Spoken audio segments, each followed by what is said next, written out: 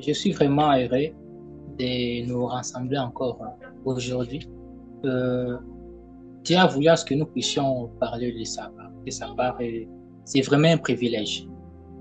Le sabbat passé, on avait commencé notre session sur les combats spirituels. Et on avait expliqué les combats spirituels, on avait évolué et on avait posé trois bases. On avait dit que les combats étaient d'abord des corps, donc c'est un combat de proximité. On avait dit aussi que la victoire ne signifie pas que l'ennemi est vaincu, c'est-à-dire l'ennemi est mort. Aussi longtemps que l'ennemi n'est pas mort, la guerre continue toujours. On peut gagner une bataille, mais la guerre continue. Alors, si la guerre continue, on doit toujours être vigilant, continuer toujours à porter notre armure. On avait dit aussi que subir les attaques ne signifiait pas que il y avait une faute de notre part où on avait péché. Non. C'est plutôt les combats de l'esprit qui se développent en nous. Et à chaque fois qu'on s'efforcera de s'approcher de Dieu, le diable va toujours continuer à nous attaquer pour essayer un peu de nous éloigner de sa présence. Et on avait commencé à expliquer un peu le verset 10 et une partie, la première partie du verset 11 d'Éphésiens 6 que nous allons lire pour essayer un peu de nous mettre tous dans le contexte. Éphésiens chapitre 6, c'est le chapitre qui fait partie de notre étude. Éphésiens chapitre 6, les versets 10 à 17. Éphésiens 6, 10 à 17 nous dit ceci. Au reste, fortifiez-vous dans le Seigneur et par sa force toute puissante. Revêtez-vous de toutes les armures de Dieu afin de pouvoir tenir ferme contre les risques du diable. Car nous n'avons pas à lutter contre la chair et le sang, mais contre les dominations, contre les autorités, contre les princes de ce monde des ténèbres, contre les esprits méchants dans les lieux célestes. C'est pourquoi prenez toutes les armes de Dieu afin de pouvoir résister dans les mauvais jours et de tenir ferme après avoir tout surmonté. Tenez donc ferme et avouez la vérité pour ceinture. Revêtez la cuirasse de la justice. Mettez pour chaussure à vos pieds le zèle qui donne l'évangile de paix. Prenez par-dessus tout cela les boucliers de la foi avec tous les traits enflammés du malin. Prenez aussi les casques du salut et le paix de l'esprit qui est la parole de Dieu. Le verset 11 nous disait que revêtez-vous de toutes les armures de Dieu. On a parlé de ça les sabbats passés. Et la deuxième partie nous dit afin de tenir ferme. Afin de tenir ferme contre les risques du diable. Afin de tenir ferme.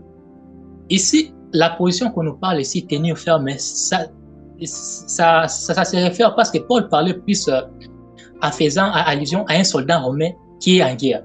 Et dans cette guerre-là, le combat est de proximité. Dans les combats de proximité, même si vous regardez les histoires ou les films là où il y a des royaumes, des empires, c'est tout des vikings, lorsqu'il y a confrontation des boucliers, on doit tenir ferme pour ne pas permettre à l'adversaire d'entrer dans notre camp. L'avant-garde, tous ces soldats-là se saisiront leurs boucliers et ils essaieront un peu d'empêcher l'ennemi de percer. Avec leurs boucliers, ils peuvent repousser l'ennemi et introduire leurs épées sous les boucliers. Alors, lorsqu'on demande de tenir ferme aussi, donc c'est-à-dire, c'est comme dans un combat de boxe. Ce n'est pas la personne qui tombe qui gagne, mais c'est la personne qui reste debout qui donne. C'est-à-dire, la pensée ici est que ce n'est pas le nombre de coups que nous pouvons donner à l'ennemi, mais combien de coups nous pouvons recevoir et tenir toujours ferme. C'est-à-dire, on ne doit pas porter notre armure pour dormir. On ne doit pas porter l'armure pour se reposer, mais on doit porter l'armure pour se battre. La bataille est tellement réelle que nous devons tenir ferme. On ne doit pas reculer. Et vous allez remarquer que lorsque on cite l'armure plutôt, on ne fait pas allusion à une armure qui couvre les dos. C'est-à-dire, on ne peut pas donner les dos à l'ennemi. Dans cette bataille, on ne peut pas reculer. On ne peut pas tourner les dos à l'ennemi parce qu'il n'y a pas d'armure qui protège les dos. Toutes ces armures protègent plus les devants. C'est-à-dire la pensée que nous devons toujours avancer. On doit tenir ferme, on doit toujours avancer. C'est comme l'auteur de l'Épître aux Hébreux, Hébreux chapitre 10, si vous montez à partir du verset 28, 29, 30, comme ça, il dit, le juste vivra par la foi. Le juste vivra par la foi. Dans notre foi, là, on doit avancer. Il dit, celui qui se reculera, je ne prendrai pas plaisir à lui. Mais nous ne sommes pas de ceux qui reculent pour perdre leurs âmes, mais de ceux qui avancent. C'est-à-dire, dans notre combat, dans notre foi, on doit toujours avancer. C'est pour cela, dans cette importance, cette armée-là, on doit toujours s'assurer de nous tenir fermes pour ne pas donner l'opportunité à l'ennemi. Et ce qu'il faut aussi, nous puissions retenir, la prière ne nous aide pas à tenir ferme. Beaucoup de chrétiens, parfois, lorsqu'on parle du combat spirituel, lorsqu'on parle de se tenir ferme, nous pensons que c'est celle la prière.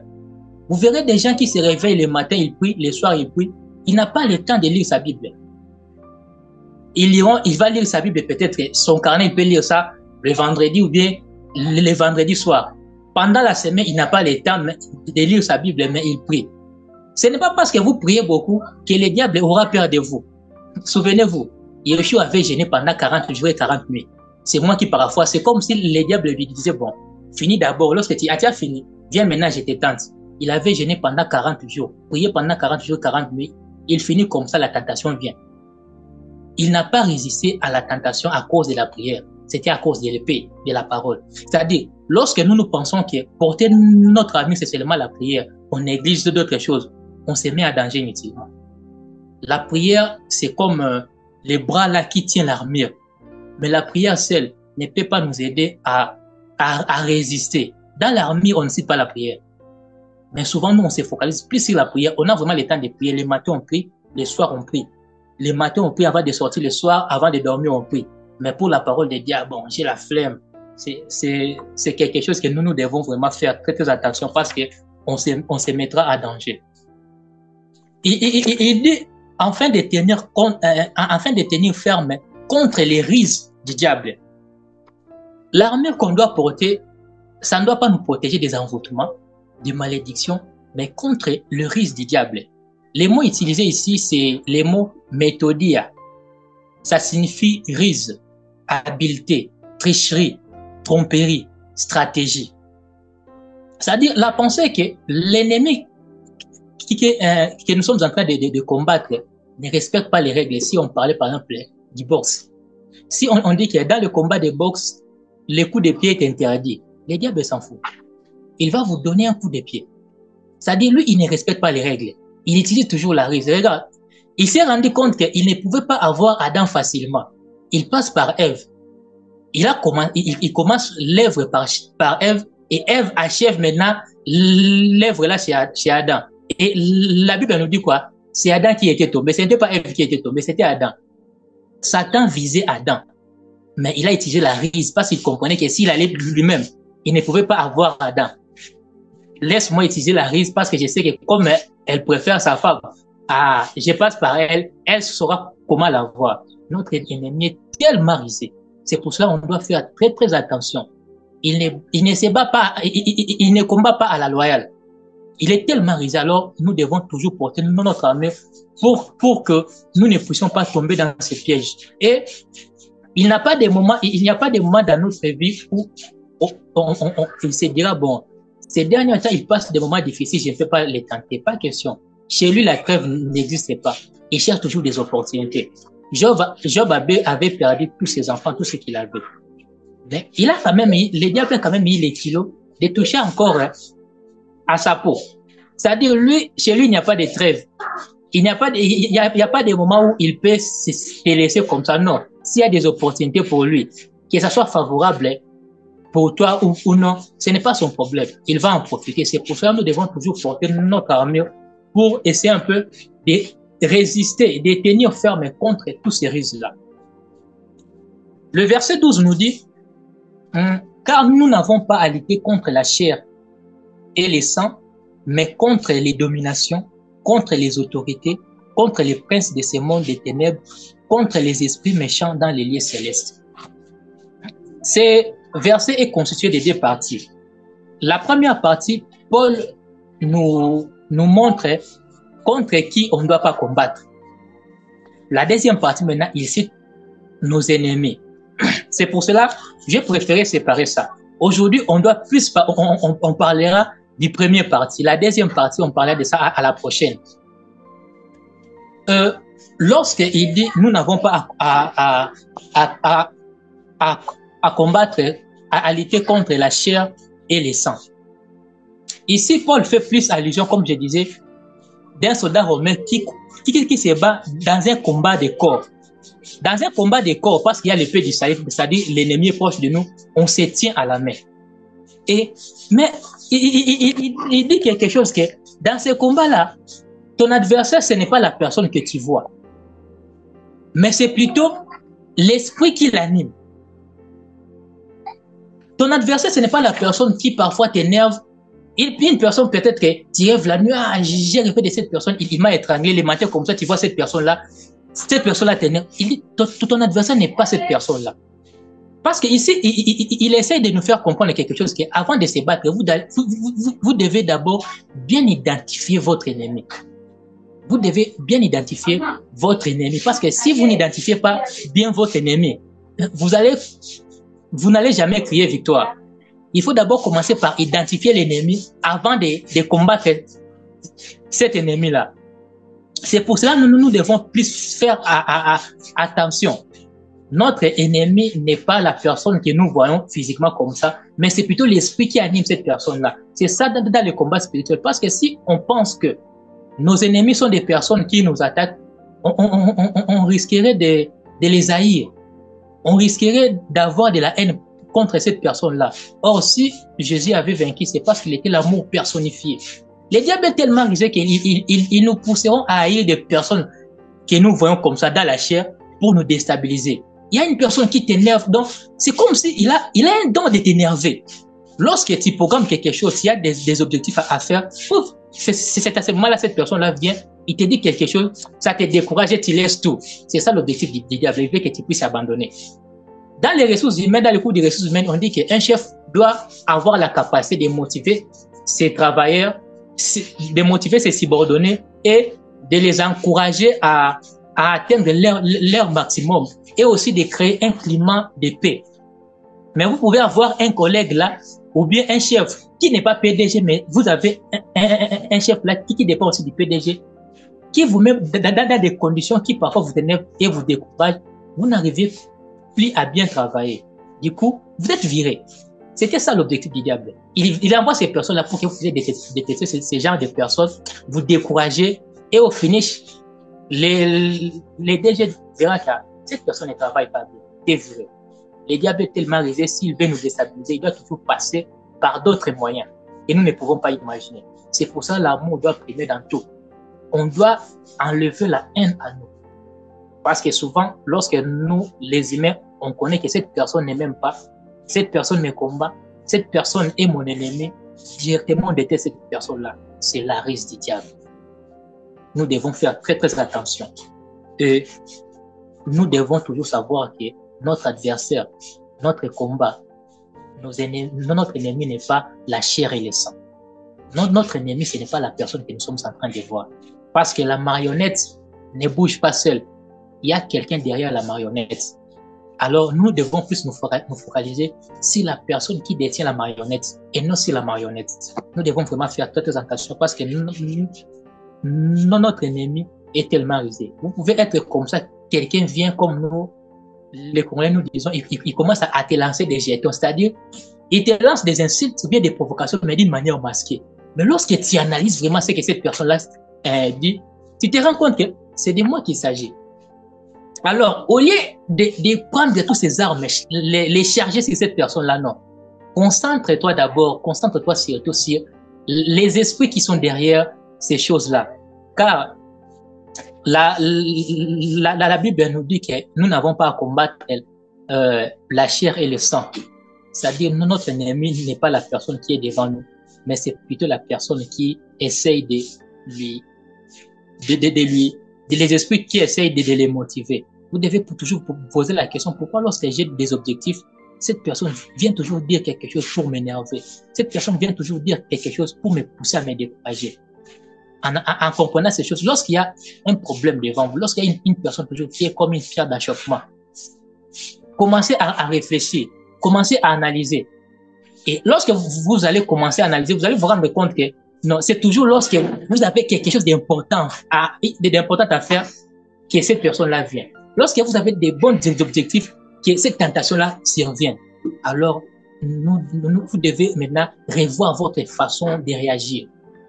Parce qu'on ne peut pas réagir comme ça dans la chair, combattre quelque chose qui est spirituel dans la chair, on risquerait de perdre vraiment les combats. Et c'est que aussi nous devons savoir pour qu'un esprit puisse utiliser une personne, il n'a pas besoin de posséder cette personne. Pour qu'une personne puisse être influencée par un esprit, ça soit des lumières ou des ténèbres, ce n'est pas nécessaire que cette personne-là puisse être possédée.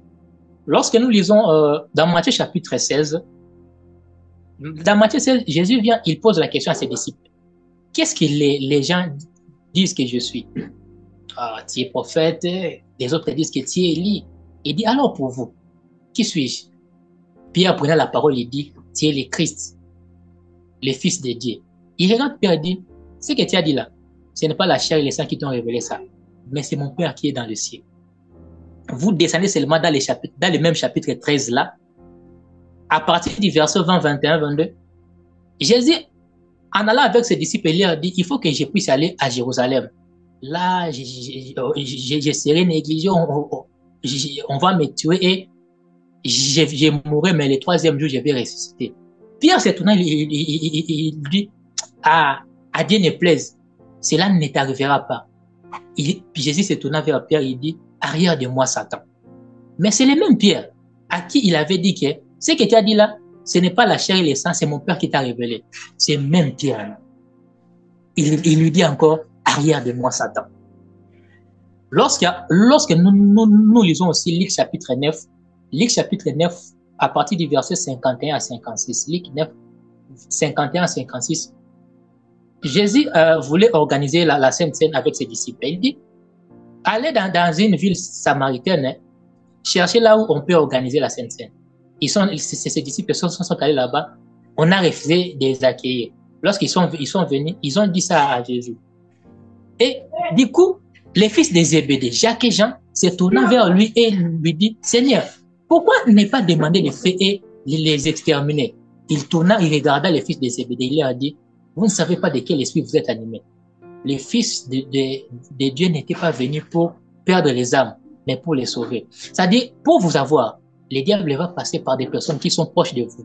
Les trois personnes que je viens de citer là, Jacques et Jean et Pierre, ils faisaient partie du cercle restreint de Jésus. Parce que, souvenez-vous, sur la montagne de la transfiguration, il était toujours avec eux. Les trois là marchaient toujours avec lui. C'est-à-dire, c'était des personnes à qui, si on peut dire que Jésus faisait confiance, si on peut dire de la sorte, parce qu'il prenait seulement ces trois là parmi les 12. Donc, il était plus proche d'eux. Et c'est à travers ces personnes-là que le diable est passé pour essayer de détourner Jésus de sa mission. À Pierre, il s'est retourné et dit, arrière de moi, Satan. Chez les fils de Zébédée, il dit que vous ne savez pas de quel esprit vous êtes animés. Parce que cet esprit-là, ce n'était pas de Dieu. Donc, pour nous déstabiliser, le diable va passer par nos proches.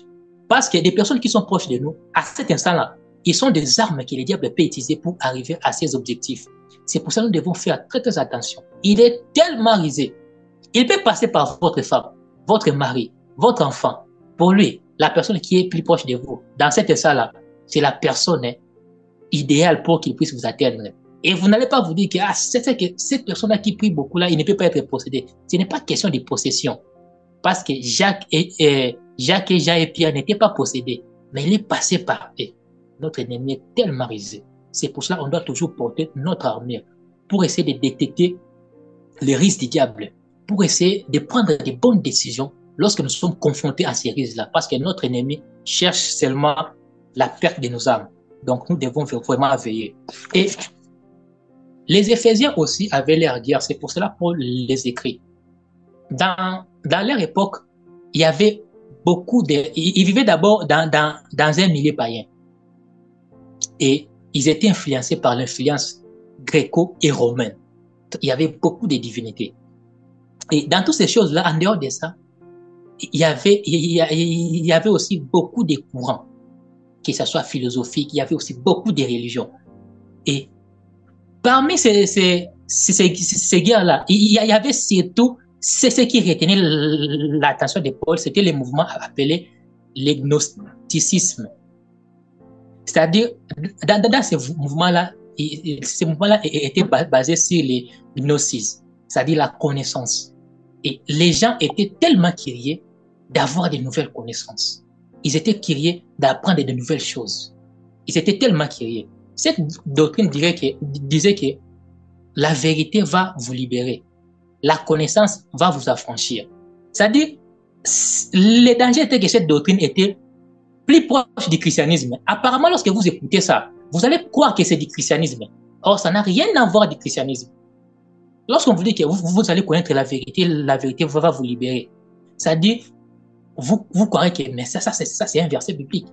Et il disait qu'il y a des codes, il y a des secrets dont si vous connaissez ça, vous aurez cette facilité-là de vous rapprocher de Dieu. Il y a des codes que vous devez connaître. En connaissant ça, en ayant cette connaissance-là, vous pouvez interagir avec Dieu, vous pouvez interagir avec les anges. Et lorsqu'on croit à cette philosophie-là, on pense que la connaissance de la vérité, c'est ce qui va nous libérer. D'ailleurs, lorsque Jésus dit dans Jean chapitre 8, verset 32, Jean 8, 32, il dit que vous connaîtrez la vérité et la franchira. Mais lorsqu'on essaye d'analyser ça, on se rend compte que ce que Jésus parle ici, ça n'a rien à voir avec ce qu'il dit. Parce que la vérité en soi ne libère pas. La connaissance en soi ne libère pas. Souvenez-vous de la tentation. L'homme à la quête de connaissance du bien et du mal. L'homme à la quête de connaissance, il avait eu quel résultat? C'est-à-dire la connaissance à elle seule ne libère pas. Mais la connaissance qui libère, ce n'est pas la connaissance comme quoi, mais c'est la connaissance comme qui. La connaissance qui libère ou bien la vérité qui libère, c'est la vérité de la personne de Jésus-Christ. C'est ça qui libère. Vous pouvez avoir votre connaissance, mais si cette connaissance-là n'est pas basée sur Jésus-Christ, si cette connaissance n'est pas Jésus-Christ, vous ne serez pas libéré.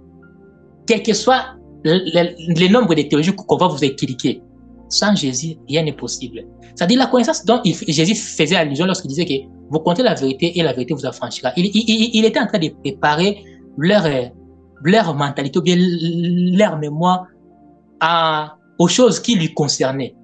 Parce qu'il est la vérité.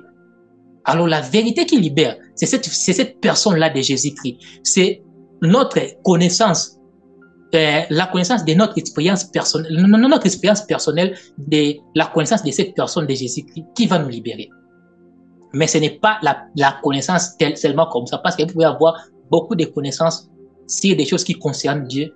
Sans Jésus, vous êtes perdu. Les Juifs avaient beaucoup de connaissances, mais lorsque Jésus était arrivé, ils n'ont pas pu les reconnaître. Ils avaient la connaissance, mais ils n'ont pas pu les reconnaître. Donc la connaissance sans Jésus, c'est perdu d'avance. Alors, c'est cette théorie-là maintenant crée des confusions. Et Paul s'est rendu compte que, parce que beaucoup de gens en parlaient, c'est pour cela que Paul leur disait que vous ne pouvez pas combattre les personnes qui en parlent.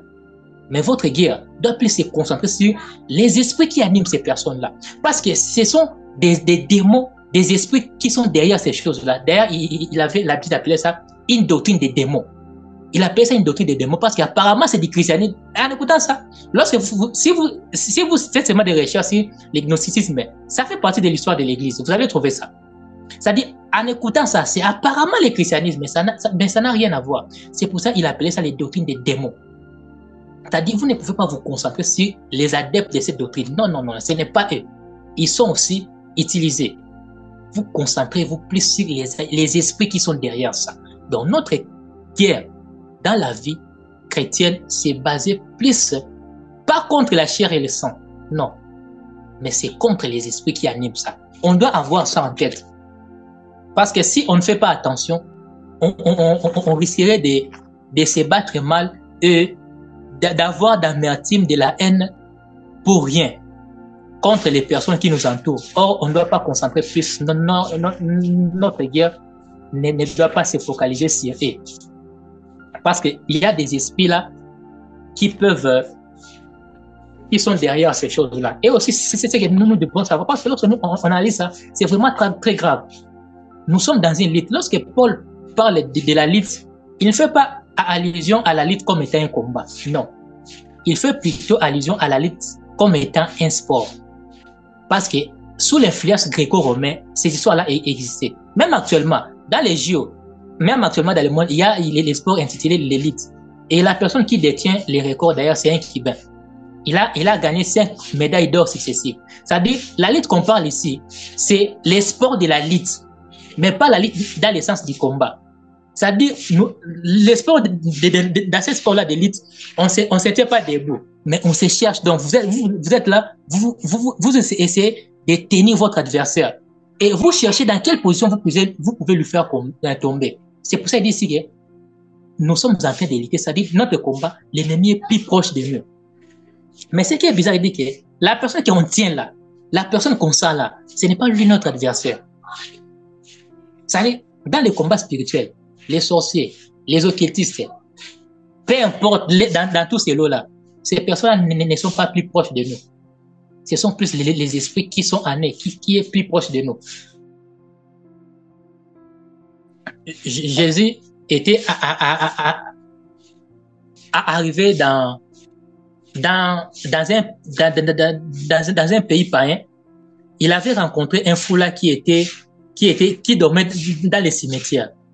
Lorsque Jésus a atterri, ils ont débarqué seulement dans cette contrée-là, sans pourtant parler à cette personne, sans pour autant les toucher. Les fous là déjà, les esprits qui étaient dans ces fous là, ont senti déjà la présence de Jésus. Ils ont commencé déjà à crier, sans qu'ils puissent les toucher. C'est-à-dire, nous sommes plus près des esprits que des personnes qui nous entourent. Dans notre guerre, les esprits qui animent ces personnes-là nous sentent rapidement que même les personnes que nous voyons.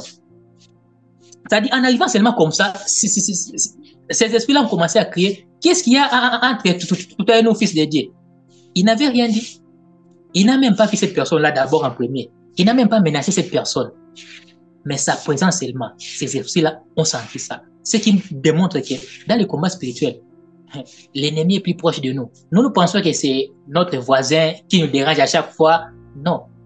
Notre adversaire est plus proche de nous que nous pouvons l'imaginer. Alors nous devons vraiment faire très très attention. Lorsque Paul s'il a prêché dans l'un des pays des païens, on dit la femme qui avait l'esprit du python criait derrière elle. Il faut croire à ces personnes. Ce sont des vrais serviteurs de Dieu. Comment cet esprit-là pouvait sentir ça? Parce que les esprits-là qui nous combattent, on dit que nous sommes en train de lutter. Donc on se tient comme ça, ils sont plus proches de nous. Mais l'avantage c'est que comme ils sont plus proches de nous, Dieu est pris et encore plus près. Donc il est vraiment plus près de nous. Avant qu'il puisse nous atteindre, Dieu est avec nous. C'est-à-dire qu'on combat dans la victoire. Donc, on ne doit pas nous focaliser plus sur les humains, la chair, sinon on risquerait de les haïr. Ah, cette personne-là n'est même pas moi, je l'aime pas. Comme un frère qui me disait toujours, il me disait, moi, je me comporte comme Dieu. Dieu dit en Jérémie, je suis avec toi si tu es avec moi. Donc, si toi, tu n'es pas avec moi, alors comment moi, je vais être avec toi? Non. Dans ce combat, il ne faut pas qu'il puisse avoir des inimitiés. Il ne faut pas qu'il puisse avoir des haines parce que tout ça là, ça ne fait pas partie des fruits de l'esprit. Le diable essaiera de créer ces moyens-là ou bien ces choses-là en nous pour nous séparer de Dieu. Nous, on pensera que bon, comme il ne m'aime pas moi j'évite cette personne-là. Je n'arrive pas à sentir cette personne-là. Dieu ne peut pas travailler dans ça. Dieu travaille là où il y a l'amour. Souvenez-vous, il dit là où 2 ou 3 sont réunis à mon nom. Lorsqu'on s'est réunis, qui voit Dieu physiquement comme ça? Personne. C'est-à-dire sa présence est spirituelle. On ne le voit pas. C'est-à-dire, même intérieurement, on ne peut pas faire semblant d'aimer une personne extérieurement, mais intérieurement, on n'aime pas cette personne. Dieu ne sera pas content de nous. Donc, c'est-à-dire, notre ennemi n'est pas la personne que nous sommes en train de voir, mais c'est plutôt les esprits qui animent ces personnes-là. Alors, nous devons vraiment faire très, très attention parce que l'ennemi de nos âmes essaie toujours de nous déstabiliser, de nous désorienter de notre combat. Et aussi, il y a une chose que nous devons aussi savoir, c'est que on doit bien identifier notre adversaire parce que si on n'identifie pas notre adversaire, on risquera d'utiliser des armes inutiles, plus l'ennemi euh, est bien précis, est précis, plus l'attaque ira en succès. Mais si on n'identifie pas notre ennemi, on pensera qu'on a vaincu. Or, on a fait une erreur. Mes ennemis, je disais, cette personne-là, je commence à les éviter. Ah, là maintenant, tu peux pas, des dissolutions. L'image que ces gens-là auront de toi, c'est ça. Quel genre de chrétiens? Les chrétiens-là qui n'aiment pas les gens. Ah, les chrétiens-là, ils auront une mauvaise image du christianisme. Nous devons d'abord identifier notre adversaire pour que l'attaque puisse être efficace.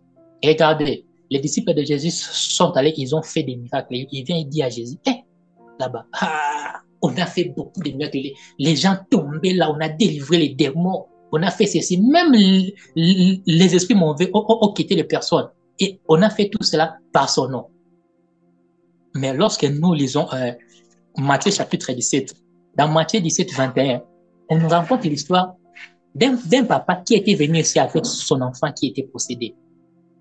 Il vient, il amène son enfant chez les disciples pour que les disciples puissent guérir, puis puissent exorciser, permettez-moi les termes, mais c'était ça, puisse exorciser ou bien délivrer son enfant. Mais les disciples n'ont pu rien faire.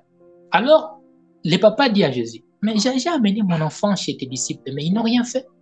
Ils n'ont pas pu délivrer mon enfant. Jésus dit à ses disciples, ces gens de démons ne sortent que par les prières et les jeûnes.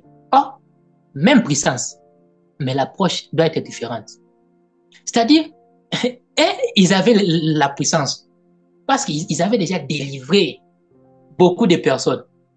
Mais ces gens de démons-là, comme ils n'avaient pas l'information, ils ne pouvaient pas déloger ces esprits-là dans le corps de cet enfant. C'est-à-dire, lorsque vous analysez mal votre adversaire, vous pensez que vous êtes dans un combat spirituel, vous êtes dans un combat de la chair. Et le diable là est en train de vous rire. Vous devez bien identifier votre adversaire. Les disciples avaient la foi, mais ils n'ont pas pu rien faire. Pourquoi? Parce que ils ne savent pas que ces gens de démons, avant de les attaquer, il faut d'abord jeûner et prier. Donc, lorsque on n'a pas vraiment des informations claires sur notre adversaire, on risque de ne pas créer victoire. Plus l'adversaire est précis, plus et moins tu vas utiliser les armes inutiles. C'est comme vous êtes dans votre maison, vous entendez des sons, par exemple des sons bizarres dans votre maison. Vous entendez, ça c'est il y a quelque chose qui est dans ma maison. Vous prenez votre arme ou bien votre batte de baseball, vous entrez comme ça. Vous vous trouvez face à un grillon ou bien à un criquet ou bien un cancrelat. Vous êtes vraiment sûr que pour écraser un cancrelat, il faut utiliser une batte de baseball. Non. C'est-à-dire, lorsque vous avez une mauvaise information, vous risquez d'utiliser des armes qui sont inutiles. Et parfois, nous, les chrétiens, on se base plus sur la prière. J'insiste sur ça. Je ne suis pas contre la prière.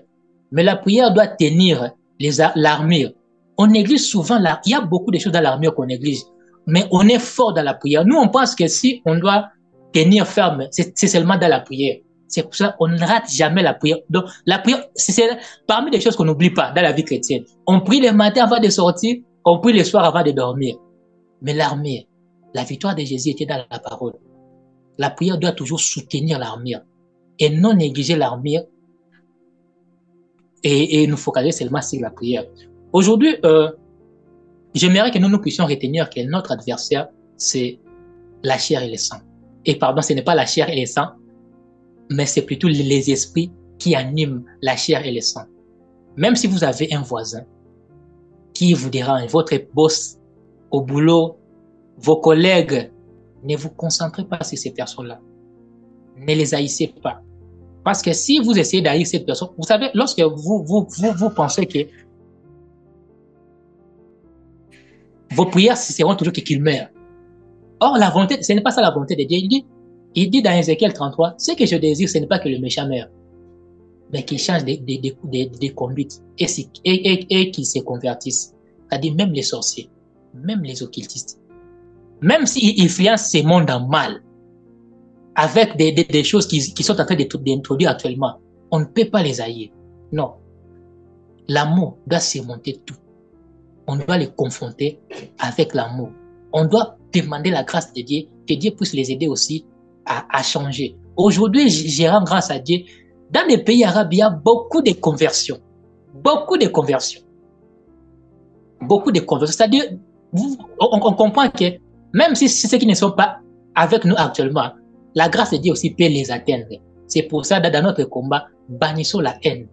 Bannissons des rancines inutiles. Même si ces personnes ne nous aiment pas, ne nous comportons pas comme eux. Parce que dans les combats spirituels, ce ne sont pas eux nos adversaires. Ce n'est pas la chair et le sang. Ce n'est pas la chair et le sang. Ce ne sont pas des personnes que nous sommes en train de voir, qui sont nos vrais ennemis. Mais c'est le diable et tous ses cipots. Alors que Dieu nous aide et que l'amour, son amour puisse se déverser en nous pour que ça puisse nous aider à surmonter n'importe quelle provocation, tentation qui surviendra. Et que sa grâce nous accompagne toujours chaque jour et le Saint-Esprit qui est là, le consolateur, notre compagnon fidèle, qui puisse nous aider à comprendre très bien les stratégies du diable et que nous puissions analyser ça et nous renforcer plus sur la grâce de Dieu et la puissance qui l'accompagne. Restez dans la paix du Seigneur, dans le nom puissant et glorieux de Yeshua Mashiach. Amen.